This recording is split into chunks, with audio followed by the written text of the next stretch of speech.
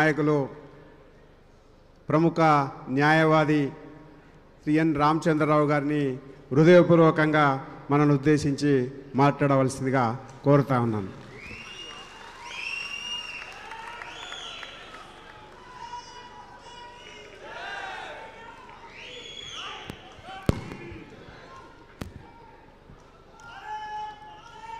సమయము తక్కువ ఉన్నందుకు వేదిక మీద అందరి పేర్లు తీసుకువెళ్ళిపోతాను. కానీ సభకు నమస్కారం. మా ఇద్దరు మంత్రులు ఉన్నారు, కిషన్ రెడ్డి గారు, సంజయ్ గారు, మన ఈటల గారు, లక్ష్మణ్ గారు, అన్న గారు, అందరు పెద్దలు చాలామంది ఉన్నారు ఇక్కడ. అందరు విశ్వేశ్వరరెడ్డి గారు, నాగేష్ గారు, ఎమ్మెల్యేలు ఉన్నారు, పార్టీ నాయకులు ఉన్నారు, స్పోక్స్ పర్సన్స్ ఉన్నారు, ఇక్కడ మీడియా మిత్రులకు, కార్యకర్తలకు అందరికీ కూడా. ఇక కొత్తగా అధ్యక్షుడు వచ్చాడు, మమ్మల్ని అన్నం తినేడా ఇంకా ఎంతసేపు మాట్లాడదానికి ఎక్కువసేపు ఏం మాట్లాడాను నేను. దీని తర్వాత మీటింగ్ తర్వాత ఈటింగే ఉంటుంది, మీ టైం కూడా ఎక్కువ తీసుకున్నాను. నాకు ఒక చిన్న ఇన్సిడెంట్ గుర్తుంది. కర్నూలులో అప్పుడు ఉమ్మడి ఆంధ్రప్రదేశ్లో భారతీయ జనతా పార్టీ ఏర్పడే ముందు జనసంఘ్ అనేటటువంటి ఒక పార్టీ నుంచి మన అభ్యర్థి పోటీ చేశాడు. ఆ అభ్యర్థికి దాదాపు ఒక 1000 ఓట్లు వచ్చినాయి. కమ్యూనిస్ట్ పార్టీ గెలిచింది అక్కడ. ఆ 1000 ఓట్లు వచ్చినప్పుడు జనసంఘ్ పార్టీ ముందు మన వాళ్ళు టపాకాయలు కాల్చేస్తున్నారు, బాగా ఎగురుతున్నారు. కమ్యూనిస్ట్ పార్టీ వాళ్ళు అరే గెలిచింది మేమైతే వాళ్ళు టపాకాయలు కాలుస్తున్నారని అడిగారు. అయితే ఒక జనసంఘ్ కార్యకర్తని పిలిచి ఏమైనా గెలిచింది మీరు పటాకాయలు ఎందుకు కాలుస్తున్నారంటే, సార్ పోయిన ఎలక్షన్లో మాకు 300 వచ్చినాయి, ఈసారి మాకు 1000 ఓట్లు వచ్చినాయి, అందుకే పటాకాయలు కాలుస్తుందని చెప్పారు. అటువంటి ఒక పరిస్థితి నుంచి ఈరోజు ఇదే తెలంగాణలో మనం 8 మంది లోక్సభ, 8 మంది ఎమ్మెల్యే, ఒక రాజ్యసభ, 3 ఎమ్మెల్సీలుగా ఈరోజు పరిగినట్టు పార్టీ మనది. ఈరోజు ఆనాడు భారతీయ జనతా పార్టీ అంటే చాలామందికి తెలియదు. నేను సైకిల్ మీద నల్గొండ జిల్లాలో యువమోర్చాలో ఉన్నప్పుడు సభ్యత కార్యక్రమం తిరుగుతున్నప్పుడు డబుల్స్ పోయేది మేము. అప్పుడు మాకు బస్సులో మేము ప్రయాణం చేసేది. మేము బస్సులలో ప్రయాణం చేసి కరీంనగర్ లాంటి, ఇప్పుడు విద్యాసాగర్ రావు గారు చీఫ్ గెస్ట్ ఉండే మెట్పల్లి జూనియర్ కాలేజ్లో, నేను మెట్పల్లి బస్సులో పోయి హైదరాబాద్ నుంచి కరీంనగర్ దిగి కరీంనగర్ మెట్పల్లి వారు ఎమ్మెల్యేగా ఉన్నప్పుడు షికారి విశ్వనాథన్ గారు మీరు మన కాలేజీ మాట్లాడినప్పుడు అటువంటి పరిస్థితుల్లో మా విద్యార్థి పరిషత్లో పనిచేసాం. మనం విద్యార్థి పరిషత్లో మేము పనిచేస్తున్న సమయంలో అనేక సంఘటనలు జరిగినాయి, ఇంతమంది వాళ్ళు చెప్పారు. కానీ మిత్రులారా, ఈరోజు భారతీయ జనతా పార్టీ ఈ స్థాయికి వచ్చిందంటే దీని వెనక ఎంతమంది కార్యకర్తల త్యాగాలు ఉన్నాయనే విషయాన్ని మనం గుర్తుపెట్టుకోవాలి. ఎంతమంది నాయకుల కష్టం ఉందని గుర్తుపెట్టుకోవాలి. కిషన్ రెడ్డి గారు కొన్ని పేర్లు చెప్పారు. డిఎస్పీ రెడ్డి గారు, చలపతిరావు గారు, వి రామారావు గారు, బండా దత్తాత్రేయ గారు, విద్యాసాగర్ రావు గారు, డాక్టర్ లక్ష్మణ్ గారు, అదేవిధంగా కిషన్ రెడ్డి గారు, వారి పేరు చెప్పలే, వారు కూడా ప్రెసిడెంట్గా ఉండే మనకు ఇంతమంది ప్రెసిడెంట్ ఈ యొక్క రాష్ట్రానికి చేసినటువంటి, అప్పుడు ఉమ్మడి రాష్ట్రం కానీ తెలంగాణ కానీ చేసిన తర్వాత వాళ్ళ ఒక కృషి, వాళ్ళ రక్తము, వాళ్ళ చెమట ఈరోజు ఈ పార్టీ యొక్క ఈ పెరుగుదలలో ఉందని చెప్పేసి విషయాన్ని మనం గుర్తించాలి మిత్రులారా. భారతదేశంలో 11 సంవత్సరాల నుంచి మనం పరిపాలిస్తున్నటువంటి ఒక పార్టీ. నరేంద్ర మోదీ గారి యొక్క ఆశీర్వాదం, అమిత్ షా గారి యొక్క ఆశీర్వాదంతో, మనకు నడ్డా గారి యొక్క ఆశీర్వాదంతో, బిఎల్ సంతోష్ యొక్క ఆశీర్వాదంతో, జాతీయ నాయకులతో పాటు రాష్ట్రంలో ఉన్నటువంటి కిషన్ రెడ్డి గారు కానీ, లక్ష్మణ్ గారు కానీ, సంజయ్ గారు కానీ, ఇక్కడ వేదిక మీద అందరి పెద్దల యొక్క ఆశీస్సులతో ఈరోజు భారతీయ జనతా పార్టీ తెలంగాణ రాష్ట్రానికి నన్ను అధ్యక్షుడిగా వీళ్ళు ప్రకటించడం అనేది ఇది నేను చాలా హర్షంగా, గర్వంగా కూడా భావిస్తూ ఉన్నాను. 14 కోట్ల మెంబర్షిప్స్తోని ప్రపంచంలో అతిపెద్ద పార్టీ భారతీయ జనతా పార్టీకు, ఈ తెలంగాణ రాష్ట్ర శాఖకు నేను అధ్యక్షుడు అయినా అంటే ఇది నా కోసం కాదు, ఈవెన్ కార్యకర్తలు కూడా, ప్రతి ఒక్క కార్యకర్త కూడా గర్వించాల్సిన అవసరం ఉన్నది. ఈరోజు మనము ప్రపంచంలో అతిపెద్ద రాజకీయ పార్టీ. ఈ రాజకీయ పార్టీలో సేవ చేయడానికి నాకు ఒక అవకాశం వచ్చిందంటే ఈరోజు నేను కార్యకర్తగానే పనిచేస్తా, కానీ నేను అధ్యక్షుడుగా, మీరు అధ్యక్షులు ఇక్కడ నేను కాదనే విషయాన్ని కూడా నేను తెలియజేస్తాను మిత్రులారా. ఈరోజు ఇంతమంది లక్ష్మణ్ గారు చెప్పారు, సమస్త నిర్ణయం ఉండాలని చెప్పేసి, సమగ్ర నిర్ణయం ఉండాలని చెప్పేసి. Yes, there will be a collective leadership. Collective leadership ఉంటుందని చెప్పేసి కూడా మీ అందరికీ తెలియజేశాను మిత్రులారు. ఈరోజు నిజంగా ఈరోజు పార్టీ పెరిగిందనే విషయాన్ని కూడా నేను చెప్తాను. ఎందుకు పెరిగిందంటే నల్గొండ జిల్లాలో మైసయ్య గౌడ్ అనేటటువంటి ఒక మన భారతీయ జనతా పార్టీ కార్యకర్తని నక్సలైట్లు రోడ్డు మీదకి తీసేసి గ్రామానికి పోతే పార్టీ పని మీద తను చంపడం జరిగింది. అనేక మంది కార్యకర్తలు ఉస్మానియా విశ్వవిద్యాలయంలో కృష్ణవర్ధన్ రెడ్డి అయితేంది, మేచంద్రారెడ్డి అయితేంది, అనేక మంది కార్యకర్తలు ఈరోజు అక్కడ బలిదానం చేశారు. అక్కడ నక్సలైట్ తూటాలకు వాళ్ళు బలయ్యారు. అక్కడ వేదిక మీద ఉన్నటువంటి ఒక మనోహర్ రెడ్డి గారు కానీ, కాసం కానీ, అదేవిధంగా దుగ్గాల ప్రదీప్ కుమార్ కానీ, ఉస్మానియా విశ్వవిద్యాలయం చదువుతున్న సమయంలో మన ధర్మారావు గారు కానీ, నేను కానీ, మీ అందరం కూడా నక్సలైట్ల ఒక బాధ్యతలు, నక్సలైట్లతో మేము పోరాడినాం. యూనివర్సిటీస్లో పోరాడి ఏబీవీపీని అక్కడ గెలిపించి ఈరోజు కూడా ఏబీవీపీ అడ్డాగా ఈరోజు ఉస్మానియా విశ్వవిద్యాలయం కానీ, కాకతీయ విశ్వవిద్యాలయాలు ఉన్నాయి. దానికి కారణం ఏంటంటే కేవలం కమిట్మెంట్ టువర్డ్స్ ఆర్గనైజేషన్. ఈరోజు Bharatiya Janata party it's a cadre based party. Bharatiya Janata party is a mass based party. Bharatiya Janata party is ideological based party. మన సిద్ధాంతాన్ని మనం మర్చిపోలేం, మన క్యాడర్ని మనం మర్చిపోలేం. ఈ రెండు కలిసి మనం మాస్లో పోదాం. అప్పుడే ఈ మాస్ బేస్డ్ పొలిటికల్ పార్టీ అవుతుంది. మాస్ బేస్డ్ పొలిటికల్ పార్టీ అయినప్పుడు తెలంగాణలో మనం భారతీయ జనతా పార్టీ పతాకాన్ని ఎగిరేయాలంటే, గోల్కొండ కిలా మీద బీజేపీ జెండా ఎగిరేయాలంటే, కాసాబ్ జెండా ఎగిరేయాలంటే మన కార్యకర్తలు ప్రతిరోజు కష్టపడి మన పార్టీ కోసం పనిచేయాల్సిన అవసరం ఉంది మిత్రులారా. ఇంతమంది ప్రశ్న వచ్చింది, కొత్త పాత కొత్త పాత అని. కొత్త లేదు పాత లేదు మిత్రులారా. మన ఇంట్లో పాప పుట్టినా, అమ్మాయి పుట్టినా, బాబు పుట్టినా పుట్టిన రోజు నుంచే మన కుటుంబ సభ్యులు. అట్నే భారతీయ జనతా పార్టీలో చేరినప్పటి నుంచే భారతీయ జనతా పార్టీ కానీ కొత్త లేదు పాత లేదు అనే విషయాన్ని గుర్తుపెట్టుకోవాలి. ఎవరైనా సరే కొత్త పాత విభేదాలు తీసుకున్నారంటే అది పార్టీ శ్రేయ కోసం కాదనే విషయాన్ని గుర్తుపెట్టుకోవాలి.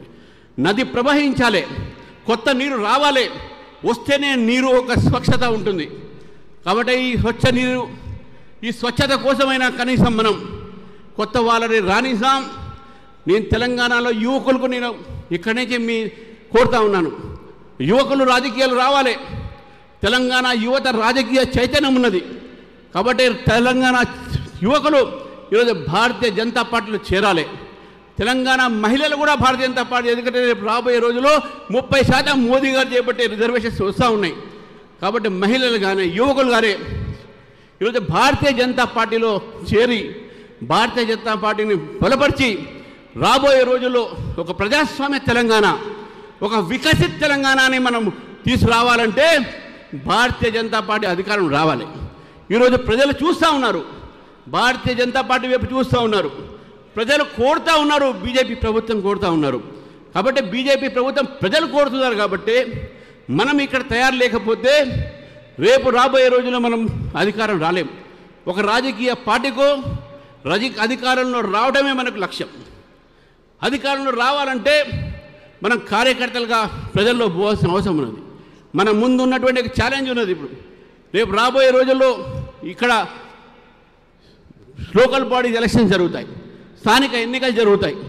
ఇంతకుముందు చెప్పారు కిషన్ రెడ్డి గారు, పంచాయత్ సే పార్లమెంట్ తక్ భారతీయ జనతా పార్టీ గెలవాలి, ఆ ప్రయత్నం జరగాలి. కాబట్టి స్థానిక ఎన్నికల్లో కూడా భారతీయ జనతా పార్టీ పోటీ చేసి మనం డెఫినెట్గా మన ఒక బలాన్ని తెలంగాణలో పెంచాల్సిన అవసరం ఉందని చెప్పేసి కూడా తెలియజేస్తూ మిత్రులారా, 2 విషయాలు మీకు చెప్పి ముగిస్తాను.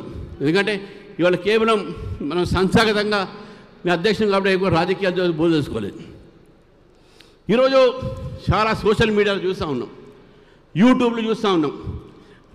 ఒక మన దగ్గర ఉన్నటువంటి బీఆర్ఎస్ సోషల్ మీడియా ఒక వాట్సాప్ ఒక యూనివర్సిటీ పెట్టుకుంది, fake news creation. Congress party అది కూడా ఒక పెద్ద యూనివర్సిటీ, పెట్టుకుంది ఫేక్ న్యూస్ కోసం. ఈరోజు ట్రోలింగ్ చేస్తాను సంజయ్ గారు చెప్పారు. ఈరోజు ట్రోలింగ్ చేస్తున్నారు. ఎవరిని ట్రోలింగ్ చేయనియండి, నా మీద ఎవరిని చెప్పారనుకుంటే. కానీ వాళ్ళకి చెప్పదలుచుకున్నాను, రామచంద్రరావు అనే వ్యక్తి నేను క్యాంపస్ చదువుతున్న రోజుల్లో మీరు అనుకున్నట్టు సౌమ్యుడిని కాదు, 14 సార్లు జైలుకు పోయేసినటువంటి వ్యక్తి నేను. విద్యార్థుల కోసం పోరాడి పోలీసులు దెబ్బలు తిన్న వ్యక్తిని నేను. నక్సలైట్ని అరెస్ట్ చేయమని చెప్పి జితేందర్ రెడ్డి మర్డర్ తర్వాత అసెంబ్లీ ముందు నేను ధారణా చేస్తుండగా ధర్మారావు తెలుసు పోలీసులు నన్ను లాఠీ చార్జ్ చేస్తే నా చేయి ఇరిగినటువంటి విషయాన్ని గురించి మీకు తెలియజేస్తాను మిత్రులారా. సిద్ధాంతం కోసము కార్యకర్త కోసము మనం త్యాగాలు వేయడానికి సిద్ధంగా ఉన్నాం. అగ్రెసివ్ అంటే ఏదో గుండెలిప్పి కాదు, అగ్రెసివ్ అంటే సిద్ధాంతం మీద నమ్మకమైన విషయాన్ని గుర్తుపెట్టుకోవాలి మిత్రులారా. ఇది అగ్రెసివ్నెస్. రామచంద్రరావు స్వాముడు కావచ్చు, మెత్తడు కావచ్చు, ఎస్, కానీ యుద్ధానికి దిగితే ఇప్పుడే నీకు కత్తి తీసాను బయట, కత్తి పొడవను. కానీ ఈరోజు ప్రజాస్వామ్యంలో నడవదు, కానీ ప్రజాస్వామ్య పద్ధతిలో ఈ ప్రభుత్వం వ్యతిరేకంగా పోరాటం చేస్తాం. నేను పోరాటం చేసి విద్యార్థి పరిషత్ నుంచి విద్యార్థి దశ నుంచి ఇక్కడ దాకా వచ్చాను. నేను అడ్వకేట్ల కోసం నేను పోరాడాను, న్యాయవాదుల కోసం పోరాడాను, టీచర్ అడ్వకేట్ మన విద్యార్థుల కోసం పోరాడాను. ఈరోజు తెలంగాణ ప్రజల కోసం పోరాడతాను. మీరందరూ కలిసి, నేను సైతం మీరందరూ కూడా నాతో కలిసి ఇక్కడ ఉన్నటువంటి స్టేజ్ మీద ప్రతి ఒక్క నాయకుడి యొక్క సంబంధించినటువంటి ఒక ఏదైతే మనకు ఈ ఉన్నారో నాయకత్వము కలిసి ఒక కలెక్టివ్ లీడర్షిప్తోని ఇప్పుడు కూడా చెప్తున్నాను, నా నిర్ణయం ఒక నిర్ణయం కాదు, అందరి నిర్ణయం తర్వాతనే అది నేను ఎగ్జిక్యూటివ్ మాత్రం చేస్తాను. చెప్పారు ఇంతకుముందు లక్ష్మణ్ గారు, Ramachandra will only preside, collective decision will taken, yes it will happen like that. కాబట్టి మిత్రుల తెలంగాణలో మాకు భవిష్యత్ చాలా ఉంది. చివరికి ఈరోజు నాకు ఈ అవకాశం ఇచ్చినట్టు మిత్రులందరికీ మరొకసారి చెప్తా ఉన్నాను, సోషల్ మీడియా మీరు కూడా ఏ దాంట్లో మీరు క్యారీ అవుట్ కాకండి. మీరు సోషల్ మీడియాతో చూసి స్వామి వివేకానంద ఒక మాట అన్నాడు, believe in a thing it is true because you have seen it.